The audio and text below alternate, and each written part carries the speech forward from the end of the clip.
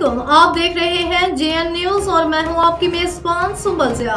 Bulletin का बकायदा आगाज करते हैं और शामिल करते हैं अब तक की अहम तरीन खबर शामिल करते हैं कराची से। जेएन न्यूज के divisional bureau chief Karachi Arshad Ali की रिपोर्ट के मुताबिक जिला Keamari anti street crime cell की खुफिया इतला पर कामयाब कार्रवाई। इंतहाई मतलूब मंशियात डीलर को 2 साथियों समेत नूरस चौरंगी साइट एरिया से गिरफ्तार कर लिया गया। मुलजमान के कब्जे से भारी मकदार में मंशियात और असलह बरामद कर लिया गया। गिरफ्तार मुलजमान की शिनाख्त शहजाद खान, शाह फहद और यासीन के नामों से हुई। मुलजमान के कब्जे से 3 अदद पिस्तौल, 1.5 किलो आइस और 5 किलो चर्च बरामद की गई।